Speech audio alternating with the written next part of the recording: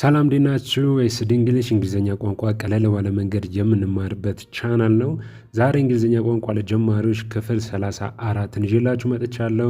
በዛሬው ትምህርታችን ደግሞ 617 እናደርሳለን የቃላት ክምችቶቻችንን። አብራችሁን ቆዩ።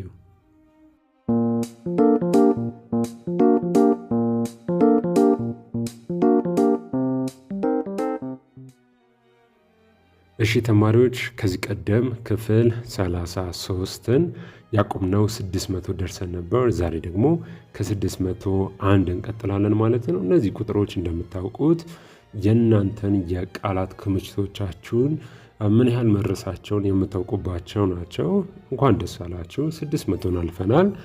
600 ያህል ቃላቶችን አይተናል። እነዚህ ቃላቶችን በደንብ አድርጋችሁ ከያዛችሁ ወደፊት መናገር ስትፈልጉ ሰዎችም ሲናገሩ በቀላሉ መመለስ፣ መረዳት፣ መግባባት ትችሉባችኋላችሁ።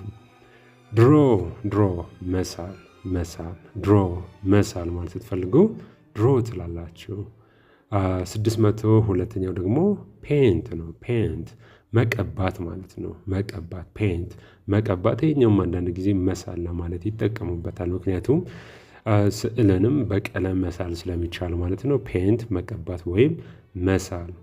603 ቢውልድ መገንባት። ቢውልድ መገንባት። ቢልዲንግ ግንባታ ነው ካልን፣ ህንፃ ነው ካልን፣ ቢውልድ ደግሞ መገንባት ነው። እነዚህ ምስሎች እጅግ በጣም እናንተ እንድትረዱ ተደርጎ የተቀመጡ ናቸው። በቀላሉ ቃላቱን እንድትይዙ አይምሮ በነገራችን ላይ ለማስታወስ አይምሮ ላይ በደንብ መዝገቡ ለመያዝ ከሚረዱት ነገሮች ዋነኛው ቪዥዋል ነው ወይም ደግሞ እይታ ነው። በምታዩት ነገሮች ይበልጥ ይገባቸዋል እና ለዛ ነው እኛም በጣም ተጨንቀን ምስሎችን ጨምረን ይዘንላችሁ የምንመጣው። ከዛም ባለፈ ደግሞ ኖት ለምትወስዱም ሰዎች እንግሊዘኛውን ጽፈነዋል። እንደገና እንግሊዘኛው ትርጉምም ተጽፏል። እንዴት መናገር እንዳለባችሁ ጭምር ስለተጻፈ በቀላሉ እንድትረዱት ያግዛቸዋል። 604ኛው ብሬክ መስበር ወይም መሰበር። ብሬክ። ቲች 605ኛው ነው። ቲች ማስተማር። አስተማሪ ምንድን ነው? ቲቸር ማስተማር ሲሆን ቲች የግድ የቀለም ትምህርት ብቻ አይደለም። ብዙ ነገሮችን ለሰዎች ልታስተምሩ ትችላላችሁ። ሰው ማስተማር ምንድን ነው? ቲች ነው። ማስተማር ቲች ካልን ደግሞ መማር ምንድን ነው? ለርን መማር ምን እንለዋለን? ለርን እንለዋለን። ማስተማር ቲች፣ መማር ለርን እንለዋለን። ተማሪ ስንል ደግሞ ለርነር እንላለን። ክፍል ውስጥ ገብተው ደግሞ የቀለም ትምህርት የሚማረውን ስቱደንት እንለዋለን ማለት ነው። መማር በብዙ ነገር ነው። ተማሪ ሳትሆኑ ግን ከብዙ ነገር መማር ትችላላችሁ። ስለዚህ እናንተ ለርነር ትባላላችሁ። የቀለም ትምህርት ደግሞ ትምህርት ቤት ሄደው የሚማሩ ሰዎች ስቱደንት ይባላሉ። አስተማሪ ቲቸር፣ ማስተማር ቲች፣ ተማሪ ደግሞ ለርነር ኦር ስቱደንት፣ መማር ለርን። ማጥናት ማለት ስትፈልጉ ደግሞ ስታዲ ትላላችሁ። ስታዲ ማጥናት፣ ስታዲ። ዩኒቨርሲቲ ውስጥ ገብታችሁ አንድ ኮርስ ትወስዳላችሁ። ያንን ማጥናት እንለዋለን፣ ስታዲ እንለዋለን። በተለያየ ሁኔታ ደግሞ ትምህርቶችን የምትማሩ ሰዎች ያን ትምህርታችሁን ስታጠኑት ስታዲ ትላላችሁ። 608 ላይ ደርሰናል። 608 ጉዞ፣ ትራቭል፣ ጉዞ። ይህንን አብዛኞቻችሁ ታውቁታላችሁ ብዬ አስባለሁ። ጉዞ ትራቭል ይባላል። ብዙ ጊዜ ኢትዮጵያ ውስጥም አሉ የጉዞ ኤጀንሲዎች። ሰው ትራቭል ኤጀንሲ ሲባልም ሰምታችሁ ስለምታውቁ ነው። መጎብኘት ስትሉ 609 ላይ ይዘን መተናል። መጎብኘት ቪዚት ይባላል። ቪዚት መጎብኘት ስንል ሀገራቶችን ብቻ አይደለም። እንግሊዝኛ ቃላቶች እንዳገባባቸው ነው። ከዚህ ቀደምም ነግሬያቸዋለሁ። እንግሊዝኛ ቃላቶች እንዳገባባቸው ነው። ዋናው ሀሳቡን መረዳት ነው። ቃላቶች ብዙ ትርጉም ሊኖራቸው ይችላል፣ ግን ዋናው የገባበት ምንድን ነው ሪዝን የሚለውን ማወቅ ነው።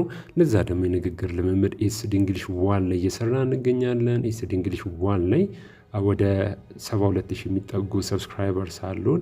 ወደ 72,000 እየጠጋ ነው። እዛ ላይ ገብታችሁ የንግግር ልምምዶችን ማድረግ ትችላላችሁ። ተመሳሳይ ነው። እንግሊዝኛው አለ። እንግሊዝኛ ትርጉሙ እንዲሁም እንዴት ማንበብ እንዳለባችሁ በቀላሉ እንድትረዱት ምስልም ጨምረናል። ከዛ በኋላ ደግሞ ከአንድ ጀምራችሁ ልክ እንደዚህ 609 እንዳልነው በቁጥሮች ነው ምን ያህል እንዳወቃችሁ እንደተለማመዳችሁ እንዳከማቻችሁም ጭምር እንድትረዱት በማሰብ ነው። በኋላ ላይም እየከለሳችሁ ማየትም እንዳለባችሁ ለማስታወስ ነው። ኤስድ እንግሊሽ ዋን ላይ ሄዳችሁ ያንን ልምምድ ማድረግ ትችላላችሁ። ይሄኛው ቃል ቪዚት መጎብኘት፣ ሰዎችን ስትጎበኙ፣ ዘመዶቻችሁን ስትጎበኙ፣ ሰዎችን ስትጠይቁ በአጠቃላይ ቪዚት ትላላችሁ። ከዛም ሀገራቶችን ስትጎበኙ፣ ታሪካዊ የሆነ ቦታዎችም ስትጎበኙ ቪዚትን ትጠቀማላችሁ ማለት ነው። 610 ስቴይ መቆየት ማለት ነው። ስቴይ መቆየት ስቴይ። 611 ደርሰናል። ሊቭ መተው መተው። ይሄኛው LEAV ከዛ በኋላ ሲጨመር ያለው ሊቭ መተው ነው። ያኛው ሊቭ ደግሞ መኖር ማለት ነው። LIVE ሲሆን መኖር ይሆናል። ይሄኛው ሊቭ ግን መተው መልቀቅ ነው። 612 ኢንተር መግባት መግባት ነው ካለን ደግሞ ኤግዚት መውጣት ይሆናል። ኤግዚት መውጣት። ሜት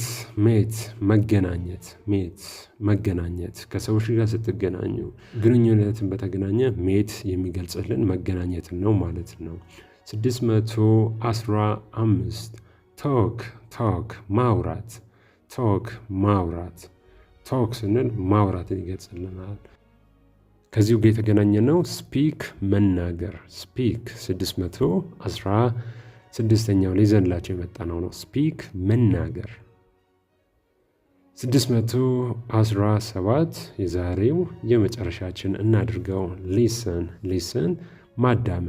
ሊስን ማዳመጥ ቶክ ማውራት፣ ስፒክ መናገር ካለን ሊስን ደግሞ ማዳመጥ ነው። ሂር ደግሞ መስማት ይሆናል። ሂር መስማት። ዛሬው ይህንን ይመስል ነበር። በቀጣይ በክፍል 35 እንግሊዝኛ ቋንቋ ለጀማሪዎች ዛሬ ያቆምነው 617 ላይ ነው። ካቆምንበት ከ618 እንቀጥላለን። እስከ 634 ድረስ ያሉትን እናያለን፣ እንመለከታለን፣ እንማማራለን። ኤስድ እንግሊሽ የዛሬው ትምህርታችን ይህንን ይመስል ነበር። ሁለቱንም ቻናሎች ሰብስክራይብ አድርጉ። ትምህርቶችን እየሰጠን እንገኛለን። እንዲሁም ደግሞ በቲክቶክም ብቅ ብለናል። በቴሌግራም ላይም አለን። ኤስድ እንግሊሽ ብላችሁ እናንተ በሚመቻችሁ ፕላትፎርም የኛን ትምህርቶች ማግኘት ትችላላችሁ። ቀጣይ በሌሎች ትምህርታዊ ዝግጅቶቻችን እስክንገናኝ ድረስ መልካም ጊዜ ለሁላችሁ።